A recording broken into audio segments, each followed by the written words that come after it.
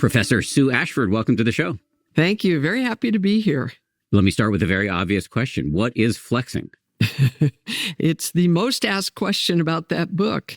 And it doesn't mean the street version of flexing, which I didn't even know about till one of my colleagues told me with great glee 2 months before it came out. And the street version means like showing off, bragging. And it actually doesn't mean the physical version, which my husband did the entire time I was writing the book, flexing his muscles to see if I was working on the book. But it really means that we can approach our lives and our growth in a flexible way, and a way that can be integrated into the lives we're living anyway, but also achieve growth to be the person we most want to be, to succeed in organizations, which is my area of study. And it just takes getting into being more flexible about it. Just to put some meat on the bone here so people can imagine this for themselves, can you give me an example or two of what a flex might look like? Yeah. So there's two different levels at which I think about this thing being flexible. One is it's a system of growing, a set of ideas, a set of practices about growing that you can pick up when you most want to grow and then put down and don't be thinking about it when growth isn't on your mind.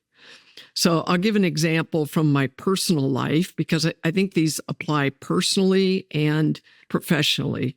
I spent most of my career trying to help leaders to grow. And it's only in writing this book that it got expanded to all people when my editor said, Sue, leaders aren't the only people who want to be more personally and interpersonally effective. People want to be better parents, etc. So my example is from that world. So I have 3 daughters. I now have 2 son-in-laws. When they come for the holidays, they bring now 1 baby, soon to be 2 babies. They bring a dog. They bring a cat. And one year, my friend from high school was also visiting at the same time. And they feel bad for me because they live far away. So lots of them stay for 15 days. Now, 15 days is like 15 breakfasts, 15 dinners, at least a sheet change somewhere in there for the whole family. It's a lot for me as a mom. And so using my own ideas for myself, a couple of years ago, I said, the way I need to grow is in being more patient. I really want my kids to come home, but it's also a lot of work. And so I picked up this set of ideas and started using them on myself during the holidays. Once they all left, patience isn't a big deal for me, but it is when all of that is happening. So it's flexible in that you can pick it up when something is really on your agenda, on your mind, some way in which you want to grow, and then you can put it down once that feels a little more resolved. And then the second way of flexing is set of ideas around, trying different things to achieve your goal, whatever your growth focus is. So mine was patience. And so I said, well, what can I do to be more patient, to exhibit more patient when they're home? Now, from your podcast, I imagine you would start with meditation every morning, that kind of thing, to help with being present and being in the mindset of being patient. For me, I did taking more frequent breaks. I did enlisting help. I put a sign-up sheet up to get that help, that kind of thing. Tried to take some of the burden off me. I brought in more takeout, tried not to hold such a high goal for myself of perfection. But I think we can grow by literally just being more experimental in our life, trying different things, seeing if they work and if they help. So that's what flexing means as well. So they're little, or sometimes not so little, growth missions that we can launch in our professional or personal lives that are flexible in that they can be picked up or put down at a time of our choosing and maximal convenience, and that they can involve trying and experimenting with lots of ways to reach that goal. Exactly. You summarized it well. Yeah, it's the idea that if you're going to grow in something, you have to try new things to make improvement. And if you can be flexible, and the flexibility involves trying something new, being sensitive to or open to feedback about how it's landing. The skills I'm interested in helping people with tend to be interpersonal skills. So if you think you're a better listener, but nobody around you does, it's probably not going to work super well for people wanting to, be seen as good listeners. It sort of matters how other people view you. And so you're sensitive to the feedback, and then you're able to pivot. Okay, trying to act like I'm listening while I'm multitasking isn't really working. Now I've got to try something else, to appear that way to others, that kind of thing. This simple concept of these, what I'm calling launching these little growth missions, it raises a ton of questions about, our ability to take and give feedback, and our resistance to growth, and our there's lots of things to touch on. But let me just start with, especially in a work context, why I've known many people who are super ambitious and always looking to grow, and I've known many people who are just kind of coasting. And I'm just curious, before we get into the growth of it all, like why do people end up in these cul-de-sacs? You have a colleague who calls it "shut up and stay for peace and pay." How do people get into these ruts, and how can we get out? Growth involves risk. It involves risk to your ego. Like, I want to, I work with leaders trying to grow. And so one of the things leaders try to do is be more inspirational. And nothing involves more risk than that attempt. Because, we've seen it in the movies. We kind of know what inspirational looks like. And we're afraid we're going to do it in some really cheesy way that everyone's going to laugh at behind our back. And so it involves risk to your ego. A lot of the growth can involve risk to your interpersonal relationships. If you have a certain way of being with someone, like you're snarky and cynical, but you don't want that for yourself anymore. You want to be more hopeful and see the good in the world. And as you try to change, it can make that relationship more tense, or less close in ways that that people don't want to risk. And so they kind of stay. Better to stay with what you know than to risk doing something that may not work. So it's fear. Fear, anxiety, these things we all live with and live by. Yeah, I get it. And we'll talk about some ways to manage fear and anxiety, and also how to manage an inner phenomenon that you named earlier, which is perfectionism. But let me ask you about something you say is crucial, which is having the right mindset as you're trying to grow and to be more effective interpersonally, personally, professionally, in whatever way you're looking to improve. You talk about the difference between a performance mindset and a learning mindset. Can you hold forth on that?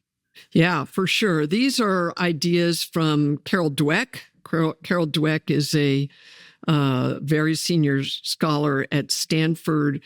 And Carol is very unusual because she spent the bulk of her career basically on one idea for a lot of years. Most everybody moves around. We get a little bored. But and her idea was that the way we think about ability really makes a difference. If we think our ability is fixed, we can't grow it. I can't, grow to be more present in my current situations. I can't grow to be a better leader. I can't grow to be a better negotiator. If we think those things are fixed, we tend to fall into what's called a performance-proof mindset. And in a performance-proof mindset, your goal is to prove that you've got it. You've got what it takes. What you have is enough. And in fact, it's exceptional. But we're very wary about anything that might challenge that perception. And so we don't like to take on challenges. We don't like to do new things. We like to stay with what we know again. And so the opposite of that is that if you think ability can be grown, you are more likely to take a learning mindset to your experiences. You still want to perform well. Everybody wants to perform well. That's a given, but it's kind of the way you go into it. A performance-proof mindset is a very tense, kind of structured, stiff, fearful mindset. And a learning mindset is a little looser. You feel a little more empowered because you know whatever comes your way, you're going to grow and learn from it, get better over time. And this mindset has been shown to affect all sorts of things, including, ultimate academic success, negotiation success, being willing to experiment with what it means to be a leader, all sorts of things. It can help people to learn more from experiences. You will be more willing to experiment. You'll be more open to feedback. You'll set a learning focus in the first place. And I think that's essential. We talked about anxiety earlier. In your book, you say that having a learning mindset or a growth mindset actually reduces anxiety. What's the mechanism there?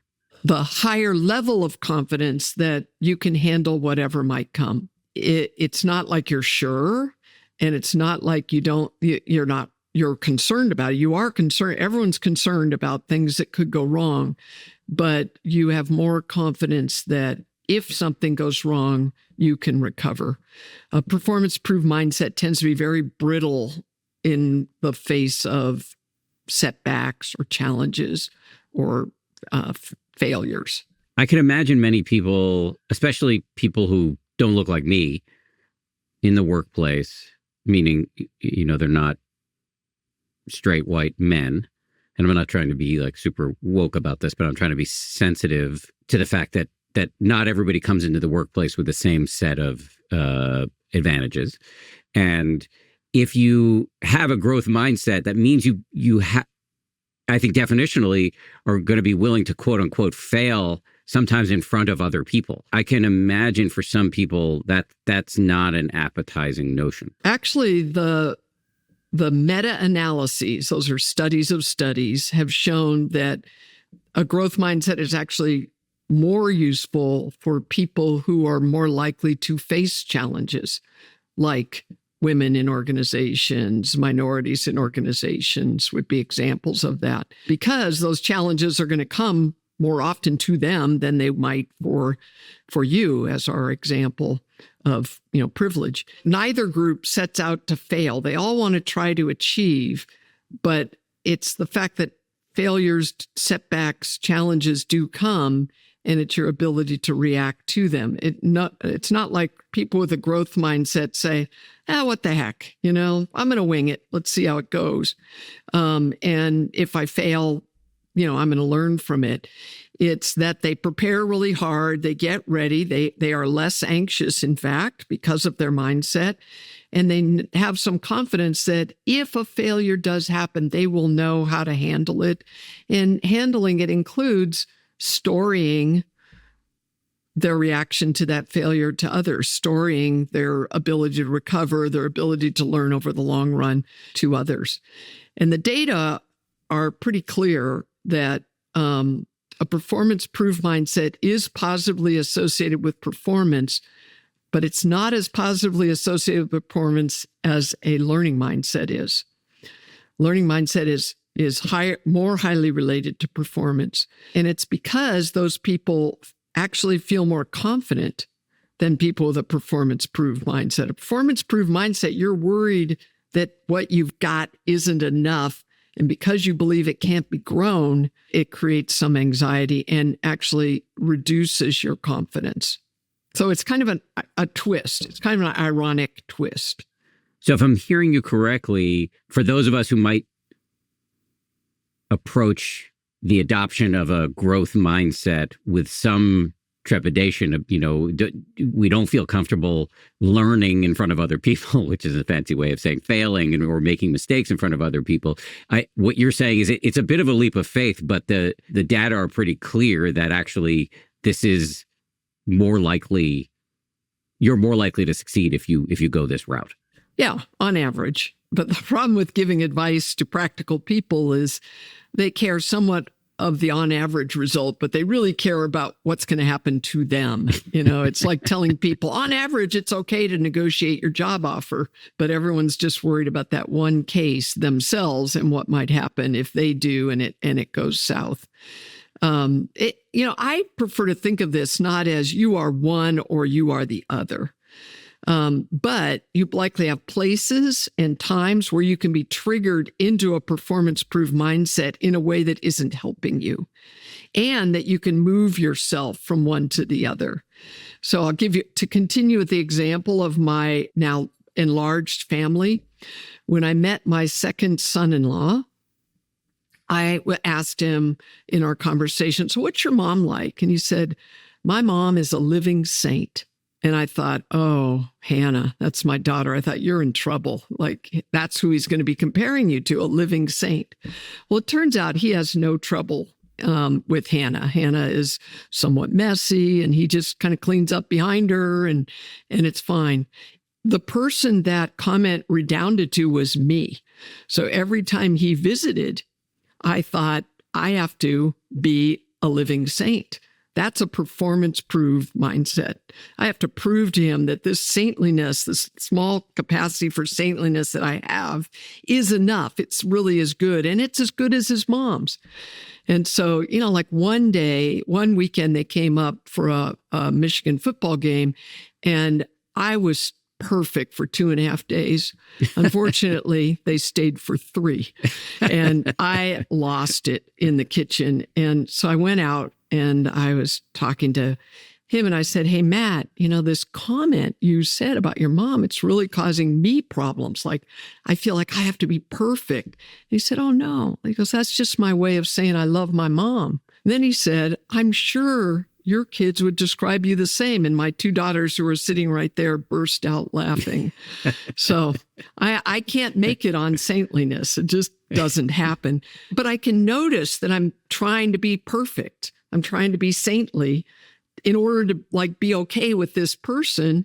And I can pull myself into the other mindset. And Carol Dweck has the best way of doing that. She likes the word yet. So I'm not the perfect hostess yet.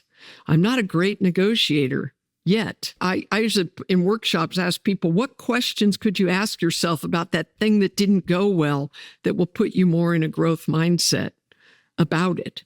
And one of them is, what possibilities were there that I wasn't seeing?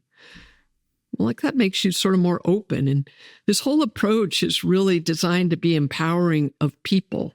I'm a big believer in the power of everyone who wants to grow to grow. In organizations in the leadership area, we tend to invest in the top 10 to 15%. And we don't pay any attention to the rest of them as far as growing their leadership. I think there can be more leadership from more places, and people can be empowered to go after it. But you've got to work it a little bit. There is some investment needed. So what we're talking about now, I think, is how do we change our mindset? And I know I take seriously what you said before, that it's not all one or all the other. Many of us are probably just switching back and forth between fixed mindset and a growth mindset all the time. But I think there's a solid reason to want to move more consistently into a growth mindset. And you have at least 2 recommendations in the book. One is changing mental chatter, which I think is what we're talking about now, and the other is self-compassion. We'll get to self-compassion in a second because it's one of my favorite concepts. But is there anything more to say about how we can rewire or counter-program against our inner dialogue in a way that will make us more likely to be in a growth mindset? Yeah. One is to become aware of your inner chatter.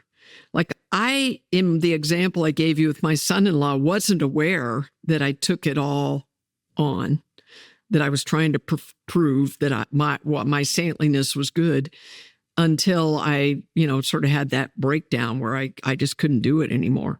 And then it was like, okay, well, why is it so important to do it at that level, perfection in this place? What is it I can learn from this? And my self-insight was, it made no sense for me to be, competing to show how great I was. This was going to be a person who's in my life, and it made more sense to communicate with him and talk to him about it. So I think the first step is being aware of where you are, what your head is telling you need to do, and being aware of the costs that it's inflicting on you. So if you think I have to be perfect in this presentation that I'm doing after the winter holidays, and the cost is you don't spend any time present with your family, you spend most of your time in anxiety about getting this thing done. And a lot of it you could realize later was not productive time spent on actually thinking about the audience, thinking about what they need to hear, thinking about how you could best doing your message, meditating to clear your head, going on a walk to just percolate ideas. It's rather spent on fear. I got to be great. I got to be great. I got to be great. I got to be great. And, so self-awareness is a key, seeing what you're doing.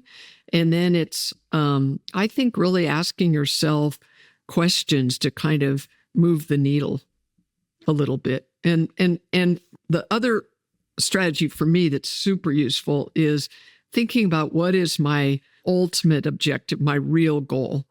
And as soon as I get the real goal off of me and onto them, I feel better. I feel more empowered. I feel more creative. And I'm more in a learning mindset about how do I put together a great talk here? And once I think, what do I want them to walk away with? Why do I care about this audience so much?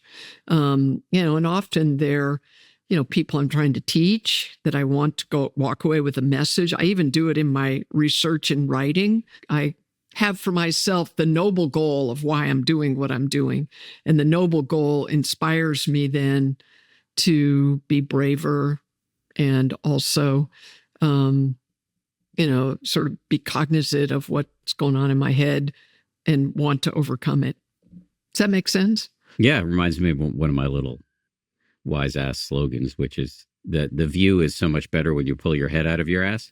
And, I think when you start focusing on why you want to do it for other people and you're less stuck in a kind of solipsistic, self-centered mode, you're more effective, you're more happy. It's also a key transition for leaders that's been noted by all sorts of people who've gone on to be great leaders, is that I had to shift from it's all about me to it's all about them. Well, back to the me for a second. You also referenced self-compassion as being important in terms of switching from a fixed or a performance mindset to a growth or a learning mindset. Yeah, this came from a study I did with a couple of other authors. I kind of felt like when I was asked to come on your podcast that we should call it East meets West. Like you are very invested in meditation and and compassion meditation, et cetera. I don't do any of that. Like for me, the most meditative I get is to not read a book while I'm blow drying, like just do one thing. But I'm attracted, obviously, that's why I'm a regular listener of your podcast. I'm attracted to the ideals. So I got pulled into this study on self-compassion, and it was a day-by-day study. And we asked leaders to reflect on their challenges or reflect on their challenges with compassion for themselves.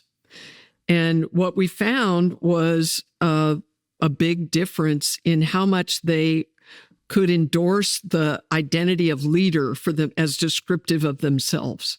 You could see that if you have a lot of challenges and you sort of say, well, I'm not really that much of a leader, then you don't have to do leader-like things, which in face of challenges is pretty risky.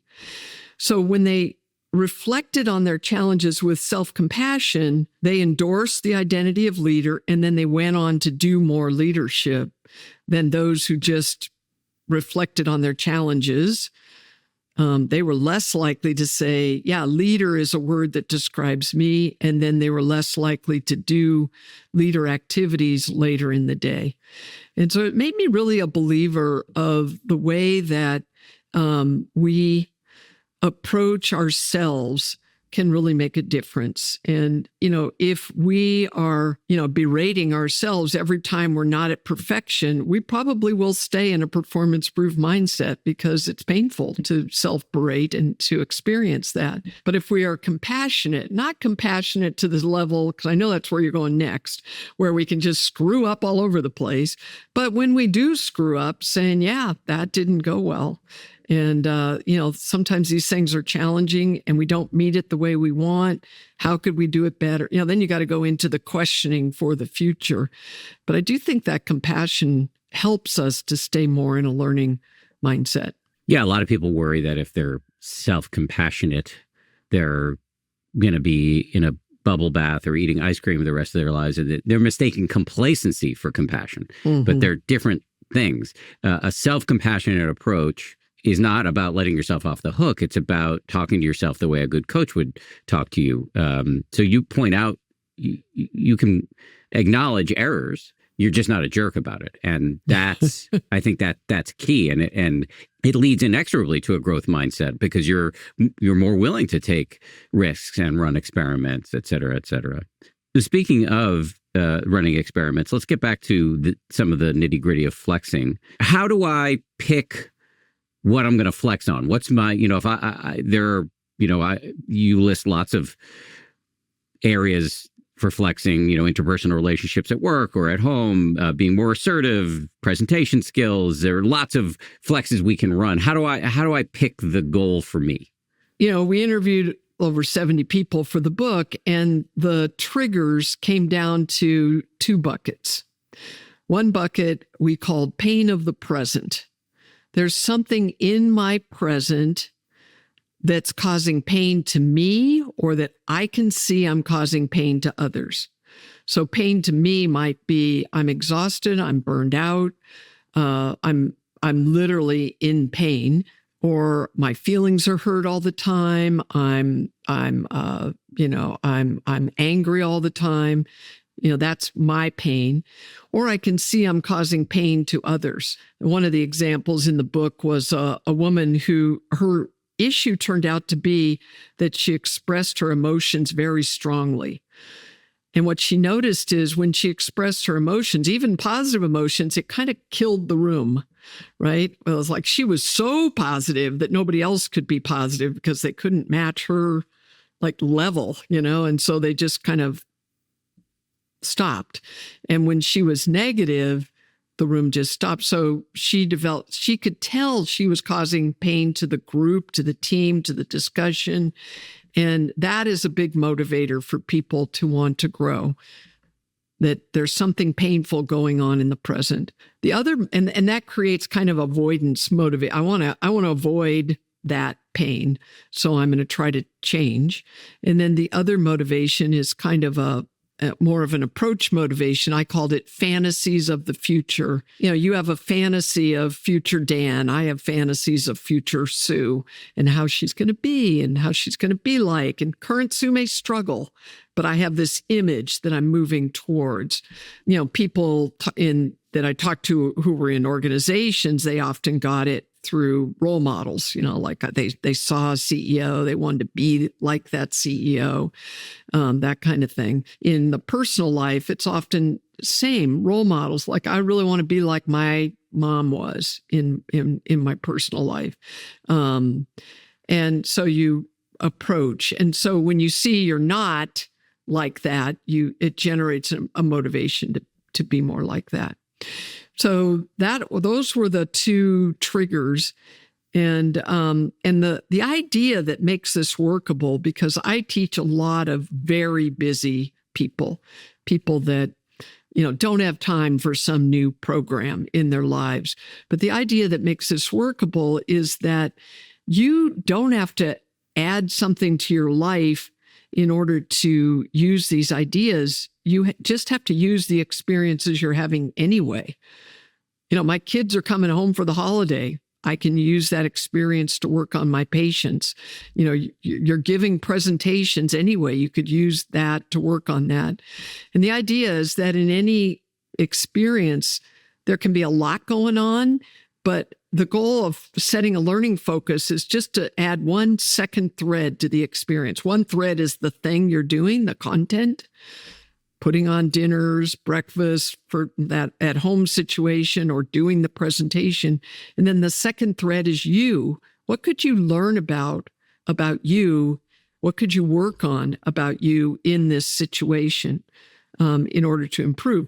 So the reason why this works with very busy people is it sort of takes what they're doing anyway, and it says all you got to do is just bring some awareness of you in that setting to your, as you go through it, seek some feedback, etc. So it's like very small things to do. But that's how you get the focus, is pain or this vision you have. Yeah. So if you're thinking about areas where you can flex, this heuristic you're giving us is just, are there things in your life that are causing you a lot of physical or psychological pain? Or do you have somebody who you'd like to emulate, or some version of yourself you'd like to reach? And can you whittle it down to one doable, hopefully enjoyable goal that doesn't require reshuffling your whole calendar? It's just about using the things on your calendar to see if you can get further toward that goal for some period of time. Exactly right. Yes. And people find that idea very empowering. It's like, oh, I can do that. I'm going to be doing this thing anyway. I can also work on my whatever, listening, being more influential, being more approachable in that situation that I'm going to be in anyway. So it's just bringing that second focus to the situation. In your book, you have a whole section called Unleashing Your Inner Scientist, Planning and Conducting Experiments. Say more about what you mean by unleashing the inner scientist. I mean it pretty casually, though people have taken it more seriously, or more like, like the words, the actual words, meaning exactly what they say. I mean it, just do some experiments, try something new, try some things. So you want to be a better listener, think of two or three things you could do. There was one guy I talk about in the book who has the pseudonym Simon. He wanted to become more approachable. People were calling him formidable behind his back. And he's like, I work in a very kind of humanistic company, and being formidable, this is not going to be good for me, and it's not how I want to be. And so he wanted to work on becoming more approachable. He was running a big task force that was coming up, and he said, okay, I could work on it there.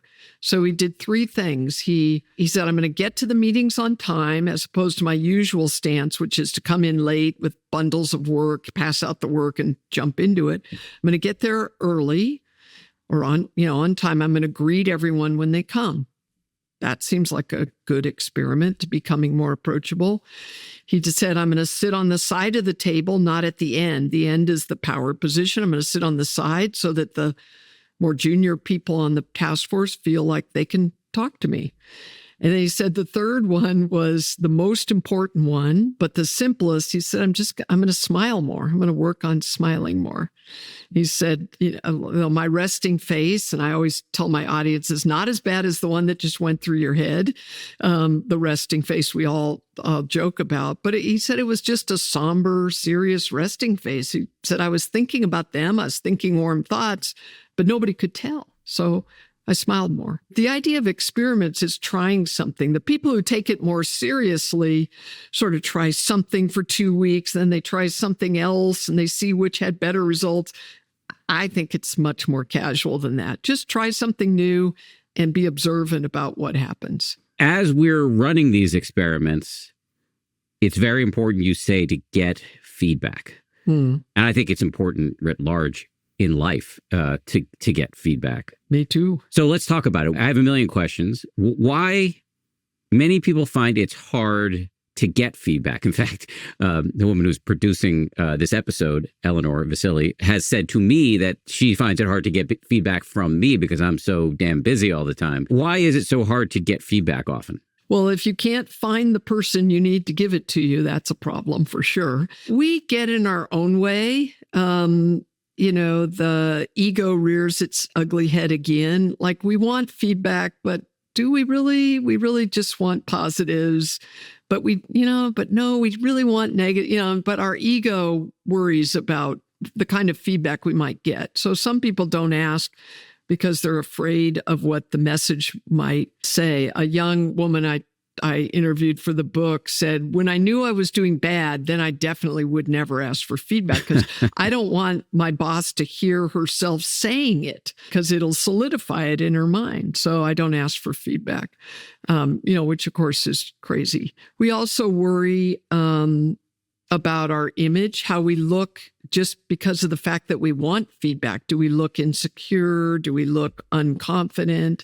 We also worry a little bit about if I get feedback and then I don't change, will things go worse for me? What if I hear about something that I can't fix? So I've actually been studying, I wrote my dissertation on feedback seeking. So I've been studying this for a long time. And so we do get in our own way. What we found, though, in a major study where we asked leaders about feedback seeking, then we asked their subordinates, their peers, and their boss. And what we found was that people feared seeking feedback would make them look unconfident, insecure, but actually it made a positive impression on everyone, subordinates, peers, and the boss.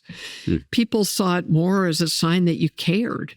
Not that you're insecure, but you care about what we're trying to achieve enough to ask for feedback. Yes. And to Eleanor, who's listening, that was the impression I got when you asked me. Meditation is not just a quick fix. It is a practice to change all parts of your life. And you don't have to be perfect. You just have to show up. The Happier Meditation app meets you where you are so you can realize more than you thought possible with a flexible approach that grows with you and wisdom from some of the world's most insightful teachers. Happier helps you get more out of meditation so you can give more to every part of your life. Go to happierapp.com and start meditating in a way that truly fits you. How does Eleanor and how do the rest of us get feedback when often it may feel like people are too busy to give it or we're too scared to ask? When we're too scared to ask, we use the other strategy of getting feedback, which is we monitor the subtle cues. Eleanor might look at how you look at her. Eleanor might look at whether you talk to her or you talk to someone else in the room for advice on how to make the show go great. She might be interpreting things that are happening as feedback for her. And, this is problematic as a strategy, right? Because we can get it wrong, particularly if we have a preconception of how we're doing. Like if we think we did really poorly, like if I think I did really poorly in a class or I'm doing really poorly, I'm become very attuned to facial expressions that suggest they're bored, they're turned off, they're not agreeing, they think I'm stupid, that kind of thing. I have come to believe that I can no longer tell the difference between a student who is enthralled and a student who's bored. They kind of look the same to me. So I don't know. So it's not a great way to get feedback, but it's one we can fall back on when we're afraid to ask. And it's also true that just asking isn't a guarantee. There's a great meme that I put up when students are talking about this, and it shows a picture of a very disgusted looking cat. And it says, "You need to tell me what I want to hear." People, particularly across the hierarchical divide, so leaders wanting to get feedback, everybody else is just trying to tell them what they want to hear. And so it's like an echo chamber. They don't get feedback. I'm around more and more retired people now, and retired businessmen kind of crack me up. They say, "Sue, no one ever laughs at my jokes anymore." And I'm like, well, what do you think? Perhaps the laughter was always just the hierarchy. So both methods have their difficulties. There isn't a magic bullet, but there are some ways for Eleanor or others to get feedback. Simon, in that task force, there was a consultant to the task force. So he told the consultant what he wanted, that he was working on, making sure that everyone was comfortable approaching him. And so after the meetings, he would ask her, "How do you think I did? I'm working on X. How am I doing?" I think is a great way to phrase it. So instead of saying, hey, boss, do you have feedback for me? You could say, I'm working on being more approachable. How do you think I'm doing? I'm working on my listening. Like if you make it more tailored, I think you get better feedback. And so you could think about that's a how you ask. You can also think about who you ask. So in Eleanor's case, she could have someone else sit in and watch her in certain venues where she's worried about what's happening, and they could give her feedback. Yeah, tying down really busy people is a problem. I always like the, hey, boss, we need to meet approach. Yeah, but if somebody says that to me, I think I'm in trouble or they're going to file an HR complaint. I know. I hate that.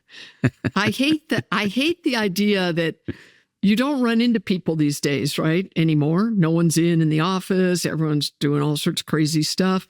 And so you want to have a meeting with a person to talk about something that's going on, but you don't want to put it in the email because, there's so much message that gets lost.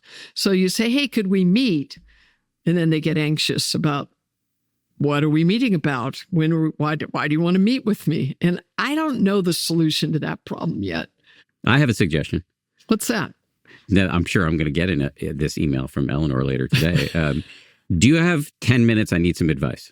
Ooh, that's a great suggestion. It fits with a new set of studies coming out of Columbia where they compared advice seeking and feedback seeking. And what they found was that when you say, I need some feedback from you versus I need some advice from you, leaders, I think it was leaders, could have just been people peer to peer, but they got better, more usable information when they asked for advice rather than feedback. So that strategy fits with some recent research too. My intuitions are sometimes right. Makes an academic happy. Exactly. What is the feedback fallacy? It's just that idea that if I ask for feedback, I'll look weak. Okay. And it's a fallacy because, it's just been shown not to be true. It actually makes you look like you care. Got it. Another thing you write about when it comes to feedback is the importance of getting it from diverse sources. Can you say a little bit more about that? Our egos are very powerful things. So if someone tends to tell us we're doing pretty well, we're reinforced to go back to that person and get that message again and again. And these days, as society gets more diverse, as organizations get more diverse, you need to know how things are landing with diverse folks. So if you always go to people who look like you're going to get feedback that could be super useful. It maybe necessarily wouldn't all be positive, but it might not capture what the impressions people have who don't look like you, come from very different background from you. And so I think it's always valuable just from a information averaging standpoint, but I think it's never been more valuable than it is today and will be in the future as organizations get more diverse. So we're talking about, just to level set here, we're talking about flexing, which is these little growth missions that you can run in your personal or private life. They're flexible because you can do it when, where, and how you want. And also they're flexible because you can use lots of different tools and test them and see what works. And one of the things we've been talking about for the last couple of minutes is once you pick your mission, you want to get some feedback on how you're doing. The other thing you recommend in terms of monitoring these experiments and measuring them as well is the importance of reflection. Mm-hmm. What do you mean by that? There's a lot of people, from poets to philosophers, who believe that, you don't learn from experience, you learn from your reflection on experience. That experiences are just like happenings. They're not really experiences until we've sort of given them some thought and synthesized, what happened in that experience? What part did I play? How do I feel about that? Was it all functional? Was some of it dysfunctional? What was I triggered by and reacting to? And so you need to spend a little bit of time thinking about that in whatever way you can find that time. And this is the part when I'm teaching very busy people that I feel a little dishonest when I say, look, this stuff is easy. You can just incorporate it into your life, because the hardest thing busy people feel comfortable taking time to do is pausing, stopping, and reflecting. They're pretty addicted to being busy, continuing to be busy. And so they sort of say, wait, Sue, you said this was going to be easy. This is no longer starting to sound easy. I was laughing as you were saying that because I'm a busy person and I love coming up with new ideas and talking about those and imagining them. I don't love the details associated with those new ideas, and I don't love the process of pausing and thinking about whether the old ideas have worked. And what can I learn from them? Having said that, I see the value. How can we do this in the most effective and efficient manner? How can we reflect? Spoken like a busy person. Let's get it efficient. It sort of depends on the kind of reflection we're talking about. If we're talking about you're leading a team and the team goes out and does something, take some time when you come back to sort of have a few structured questions you ask about what just happened. What went well, what didn't go well, where do we need to improve? What do we want to continue? Like 5 questions that you ask. Just get the team talking about it is good for the team's growth. If it's you and, like an interpersonal situation goes really off the rails and you really don't understand why it went off the rails, and there's a lot to unpack there, getting someone to help with that, a coach, et cetera, having someone help you to see where you're adding meanings and where, something really truly happened. So the question, what would a video recorder pick up about that experience I just had that I'm now thinking about? And what are meanings that I'm adding in? But that takes a little more time and quiet and inefficiency. I'm sorry. Because it's going to be, you're going to run up against dead ends. You're going to, have questions you don't have answers to. And so some of that is hard. So that's where having someone to help. And then in between, there's just like daily reflection practices. So there's a CEO in Ann Arbor of a little company called Zingerman's. I don't know if you've heard of it. It's a small deli that's become world famous. And he and his partner have started a whole community of businesses. They decided not to make a Zingerman's in every city like Starbucks, but rather to make businesses in Ann Arbor that are all successful. They have a creamery, they have a coffee house, they have a roadhouse, they have an event space, and all of it is just done really, really well.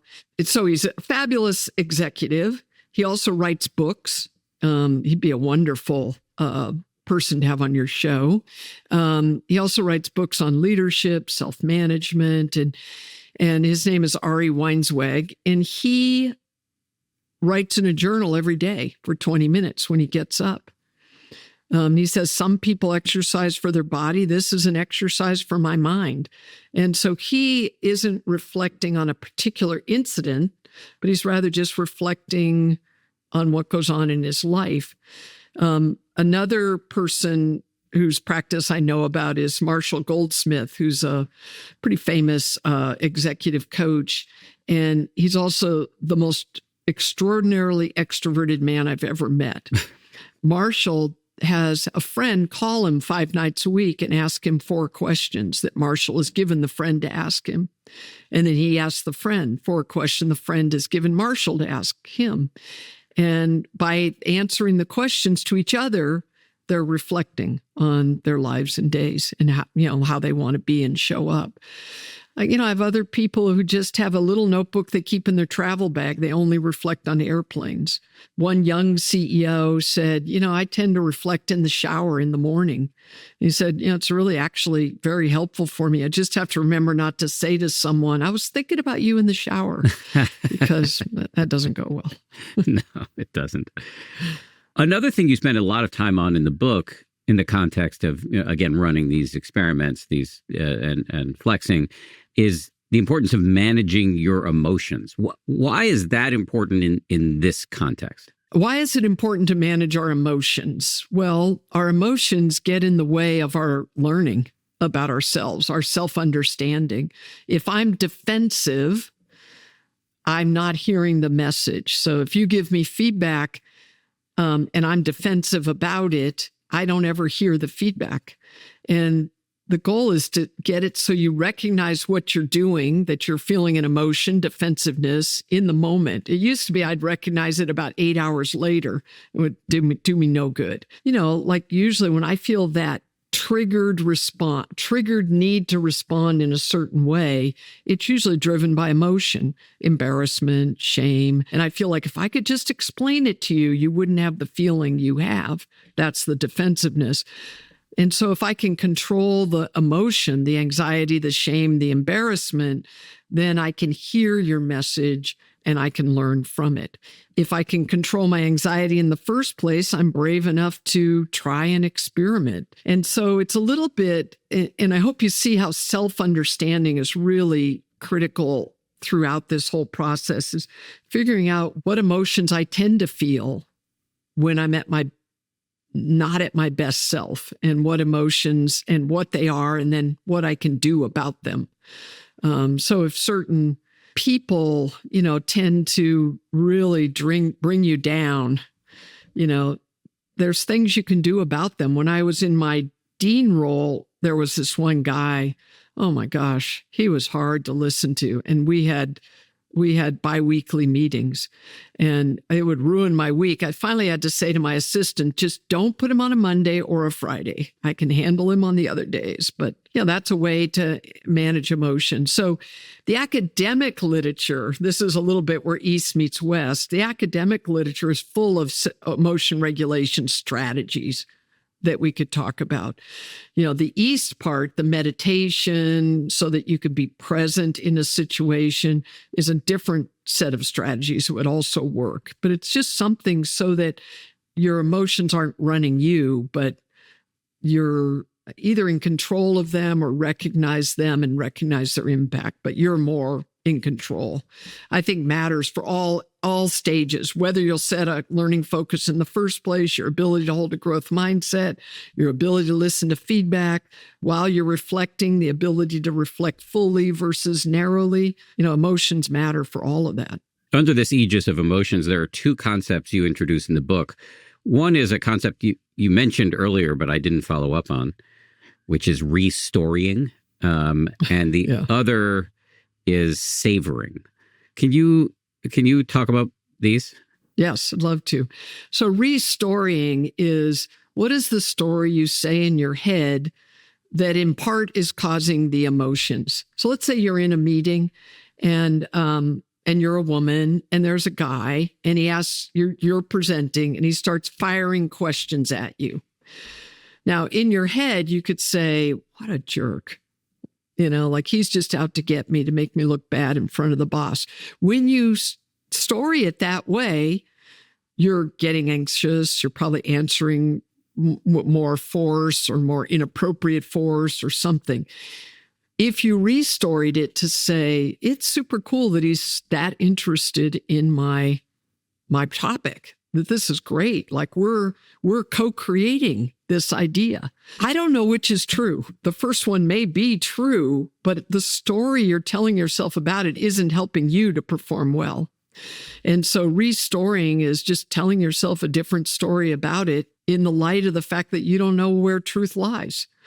After a while, if you do know where truth lies, you're not going to restory it. But when it hits you by surprise, you can always restory it. I had a boss who didn't talk to his subordinates, didn't tell them good job. He said, why should I tell them they're doing a good job? It's their job. I'll thank them if they do something extraordinary. And it drove the associate deans nuts. I came back into the dean's office and I chose to story it as, he totally trusts me to do my area. And so because of that, he has no need to talk to me about it. And I was fine. They were not fine. And I don't know where truth lies. I don't know if he totally trusts me and didn't trust. I don't know anything. But I just know we make it up in our heads in ways that don't help us. And savoring? Yeah, savoring is came from a set of ideas in positive psychology. And I have some colleagues who are very steeped in positive approaches to organizations and organization life. And one friend in particular is always saying, Sue, you forgot the positive. There could be positive emotions that help your learning, not just negative emotions that detract from your learning. And she was, of course, right. And so I started looking at the research on savoring and the research on awe. And the research is pretty clear that if you take time to savor successes, savor things that went well as look at things that didn't go well, you feel more empowered, you feel more hopeful about the future, you feel more self-confident. Like, why wouldn't we do this? Why do we not do it? We often don't. We often overlook anything that went well and just laser focus on what didn't go so well. This might be a good time to talk about remembering your experiments, because you mentioned earlier this is a thing you wanted to talk about. I'm wondering if it relates in some way to savoring. It's more that our experiences are chaotic. Right? There's a lot going on. There's a lot we're trying to do. There's a lot of people we're trying to interpret and please. And so remembering to do your experiments can be tough, right? I always tell people, come up with just 2 or 3 if one is as easy as smiling. I was teaching this set of ideas to an amazing organization down in Texas that's called the Holdsworth Center, and they're oriented towards helping grow the quality of schools in Texas by investing in leaders and trying to grow their leadership ranks, principals, superintendents, et cetera. And so I've gone down and taught with them because our ideas about leadership are totally aligned. And this one superintendent told me the story of how he remembered one of his experiments. He said he had a new board member and she was very hard for him to listen to. Something about the way she talked made him defensive. And then the conversation would just kind of get more and more amped up. And so he said, I really just have to listen more with this person. And this is another great example of flexing. He's adopting a goal with just one single person with whom he's having trouble. Right? He's not trying to listen everywhere, but just with this one person where it was not going well. So he said that's his goal. And so his experiment was to listen with more openness. And he said he had trouble remembering it. So what he did is he went into the contacts function of his cellular phone, and he went to her name and he changed her name. And he changed it to the word listen, ! Every time she called, he knew what he was supposed to do. And he said it was great. And then after a couple months, they got on a really good footing and he changed it back to her name and went on with his life. Along these lines, in terms of remembering, because I often say that remembering or not forgetting is the hardest part of personal growth. When we can listen to, I talk about this all the time. We can listen to a great podcast, read a good book, decide to launch a flex, and then you just forget because life, carries you along on its tides. So another thing you talk about in the book in this regard is implementation intentions. I have some familiarity with these, having interviewed a lot of experts in the area of behavior change, but maybe you could describe what implementation intentions are and how they'd be relevant to this discussion. Yeah, happy to. And you may know more than I do on this. This is a set of research ideas that say, if you set intentions around the things you're hoping to achieve, you're much more likely to achieve them. So it's not just, I want to be physically fit. And it's not even just, I'm going to go work out on Sunday. It's, when my alarm goes off in my phone, I'm going to stand up and go. You set an intention like that, and you're much more likely to do it. And it's a little bit like, I'm going to have my shoes out in the morning on Sundays when I work out. You're much more likely. It's just ways of getting more specific about your commitment that makes people do follow up their goals more often. Yeah, that makes sense. I've also heard implementation intentions discussed in an if-then framework. So because it's so hard to remember to do a thing, to boot up an exercise habit and actually make it an abiding one, or to remember that your flex goal with the X person is to listen better so that they don't trigger you as much. You can have implementation intentions that say, if I forget to do it twice in a row, I will remember by tying a string around my hand or whatever it is. So something very specific that helps you kind of plan for resilience in the face of inevitable setbacks. Yeah, love that. And note, if you have a growth mindset, you're much more likely to do that because you recognize that you're probably going to screw up in some way. Yes. Yeah. In our remaining time, I wanted to talk a little bit about, if you're game, you taught a whole course on interpersonal behavior. And I'm fascinated with this subject. Loyal listeners are probably tired of hearing me talk about it, but I just love the fact, or I'm fascinated by the fact that we are intentionally social animals. It is the reason why we got to the top of the food chain, for better or worse. And yet we are so rarely taught how to interact socially with other people.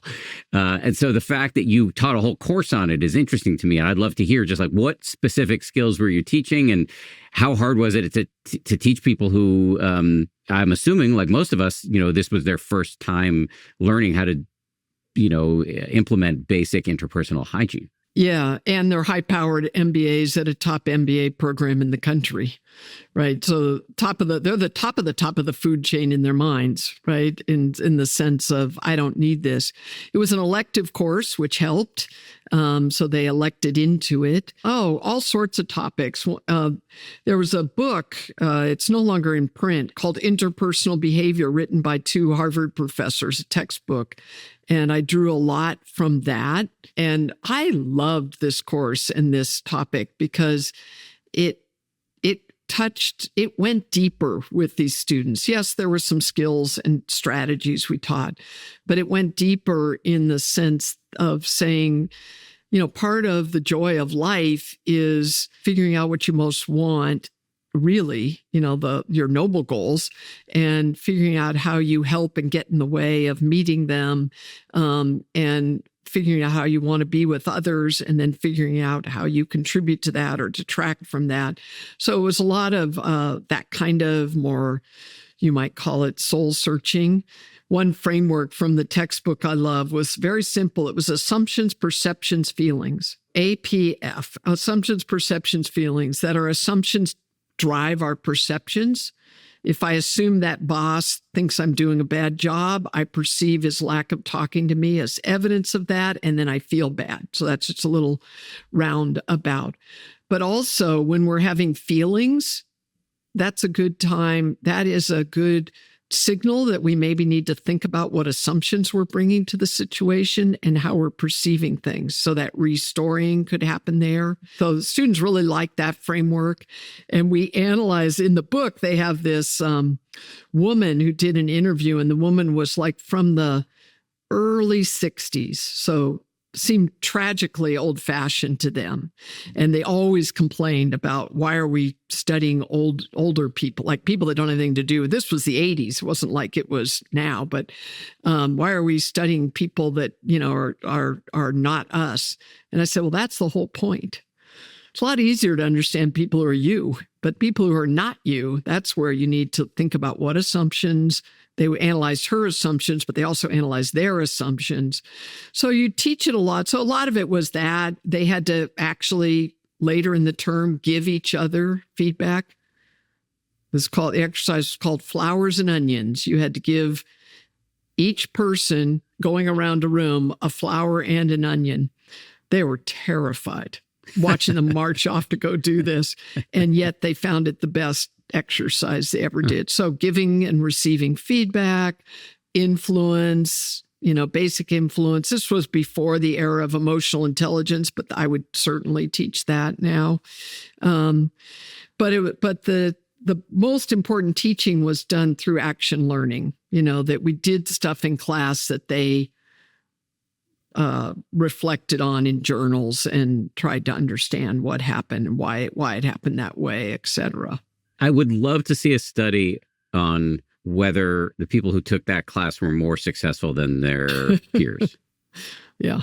I am a firm believer that being interpersonally effective is critical to success, but not always, right? We have many exemplars in our current situation, in business settings, in public settings, in political settings. So, you can't say it as a blanket rule, but the people that I know that really want to make a difference, understanding this instrument through which they're going to do it really is, this instrument being you, is really important. And they are willing to spend some time looking into that. The poets write that we stay busy, busy, busy, busy, so we don't ever have to explore that world within. We stay well away from it. And so sort of it does take some resolve for sure. My hunch is that and maybe these studies have already been done, but assuming they haven't, that the results would be similar to Adam Grant's work on generosity in the workplace. Grant's work has shown, as I'm sure you know, that the most generous people are the most successful and the least successful. And the variable is, how are they generous? And if you are generous in a way that creates goodwill and also gives you energy, as opposed to being a sort of tragic and catastrophic altruist, giving in ways that deplete you, that you can rise to the top. That doesn't mean people who are selfish are never successful. And as you said, we can point to lots of examples of that. It's just that I think for a young person or anybody really thinking about what kind of success they want to achieve, how do you want to do this? How will you feel about yourself at the end of the day if you succeed in a generous or interpersonally effective way, as opposed to succeeding through slash and burn tactics? And I suspect you will enjoy your success a lot more in the latter circumstance. Yeah. So Adam was one of our students. I was on his dissertation committee. And so I trust his work. He's got great insights. And yeah, I believe that. And sometimes, though, it takes going through a young person's period of total me focus, total focus on success, treating other people as instruments rather than humans, in order to get to this higher level of understanding of what really a successful life is all about. That's really interesting, because I really went through that. I had a longer than I care to admit, period of total me-centeredness, and started to change later in life. And I wonder about that. Could I have started to change earlier, or did I really need to go through this? And it's not so much important as it pertains to me, but as it pertains to the advice I might give to young people now. I was talking to a CEO who basically had a similar pattern that you described, and his father described success to him in this sort of broader, more all-inclusive way. And he thought, Dad, you're all washed up, and then, of course, later in life, he came to see that his dad was completely right. Yeah, I don't know. I mean, I don't know if you have to. I mean, I certainly have, I teach a lot of young people. I teach a lot of 28-year-olds and 38-year-olds. A lot of them are very thoughtful about this set of ideas around what it really means to truly lead. And so I don't know if you have to, but I think that it's common. It's not necessary. And I do think the advice I would give is to keep talking about what a successful life means to you, so they have another model in their head, right? As they're doing the me thing. And as they start to and that'll allow them to, just be a little seed planted and growing, and allowing them to see that life could be about so much more and their impact could be so much greater.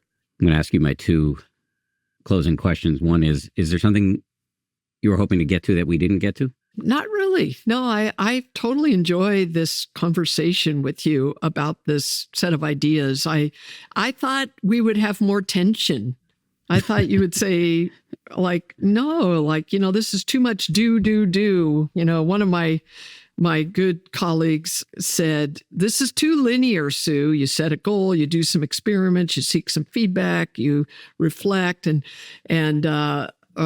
comment was the prompt for the emotion.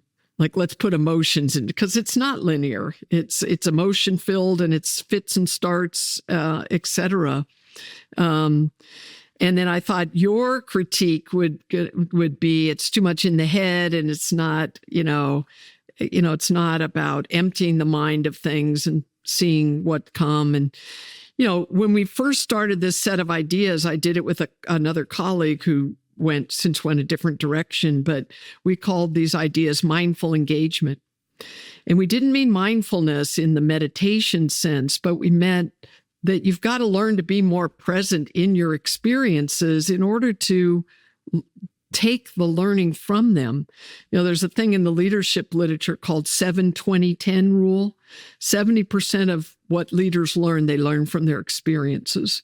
20% from other people, and 10% from books and readings. At least my book is on how you get more out of the 70%, because I wrote a book. But there's nothing inherent in going through an experience that makes you learn anything. It depends on what you do in the experience.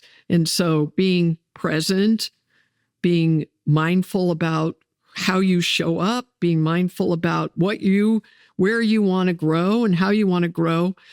That was our sense of it. And then, it got renamed to the very confusing flexing afterwards. No, there's no tension. I think I would say that mindfulness meditation would supercharge everything you're talking about, because it really is a training in the mind, a training of the mind to be more awake and aware all the time. So I think it would be very helpful, but I don't think I'm really dogmatically non-dogmatic about meditation and everything else. Okay. One of my jobs is to talk about its benefits and how to do it. But I don't think if you're not doing it, you're a failure. That's super helpful, and I agree. And I'm very attracted to the ideas, and I'm one of those people, like, I think I want to maybe plan to do it. So I'm still a little bit far away. When the student is ready, the teacher arrives, or something like that. Okay. So it's not a race. Whenever you get to it is the right time. And the final question for me is just we've referenced your book, but can you just remind everybody of the name of the book and any other resources you've put out into the universe that you want people to know about? Oh, goodness. It's called The Power of Flexing: How to Use Small Daily Experiments to Achieve Big Life-Changing Growth. Publishers are not shy about hyperbole. But I do think it's a set of ideas that are empowering and help people to grow to be the person they most want to be. And I like them for that. It's consistent with some ideas from Jerry Colonna's Reboot, mostly the idea that, you're the instrument through which you do leadership, and you've got to pay some attention to that instrument if you're ever going to be a good leader. And I like that part. And then there's also a set of observations in a book called Ego-Free Leadership, put out by some principals at an organization called Learning as Leadership out on the West Coast, that do some of the best personal development work for leaders that I know of. So I'd call out those two resources. Great. Yeah, Jerry is my coach. I'm going to talk to him later today. Well, tell him I said hi, and I love his book. I already wrote him and told him, but I will tell him. Sue Ashford, thank you very much. You're welcome. It was my pleasure. Great to talk to you, and I hope that the ideas are useful for your listeners.